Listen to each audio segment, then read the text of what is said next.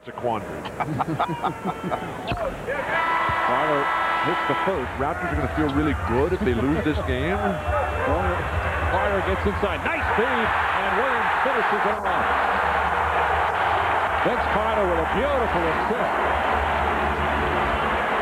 Always is apparent when a guy can pass the ball, and Jerome Williams in the slot, the right place to be, collapses over the top. There's three guys there. Oh, too many people then. There was 4 Knicks guarding Vince Carter. You better get a dunk out of that. That's why you go to the middle of the floor. Mark Jackson, the Knicks made him pay dearly. About whining and what you're meaning?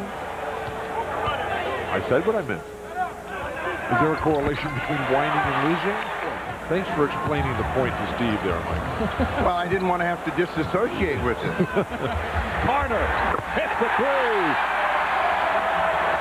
Vince Carter from downtown, and the lead is cut to 2. As he picked up, it's his 3rd foul, not his 4th. Vince Carter coming alive now with 10 points. All tied at 54 here in the 3rd.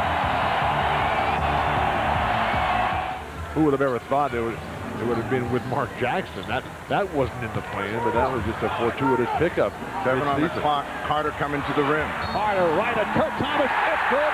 Foul. Now Thomas has his 4th, and Carter with a chance for a 3-point play. Carter wanted to dunk this one, but really lost control, and it shows you just how good he is in terms of controlling the ball and still being able to get a shot away against a collapsing defense. A teaser goes in. The degree of difficulty that Vince Carter makes virtually every foray to the hoop.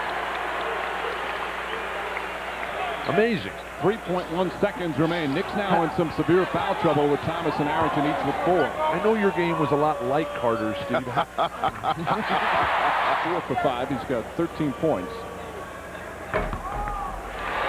Both Carter and Sprewell have struggled making field goals, but they're both trying to stay aggressive. Coming into the 4th quarter, Sprewell was 4 of 13. Carter was 4 of 14. A couple of free throws for Carter to keep it a 1-point game. Opening minute here in the 4th. Jackson sits down. Charlie Ward comes in the game for the Knicks. Sprewell now on Carter. Yeah, I think it's really a product of Carter making the decision which way he wants to go. Alvin Williams puts it in, and the Raptors have their first lead of the game. You see his points throughout the series. I find it amazing that Vince hasn't got to the line very much during this series. Carter hits the first coming. Mind-boggling at times the opponents that they lose to. With the 5 fouls. Sprewell, meanwhile, with 17. Childs left wide open and can't put it in. Put in by Carter. Offensive rebound. Vince Carter with 19. That was his 8th rebound of the game. Carter coming in, and watch him just shed Latrell Sprewell to get that rebound and put back to keep him close. Now Lenny Wilkins. And the recipe for success for New York. Carter hits the 2nd, don't forget. That ability when the shot clock is running down, the game on the line, you give it to Houston, you give it to Sprewell. And the Knicks will regain the home court advantage. Sprewell having a big game with 20 points.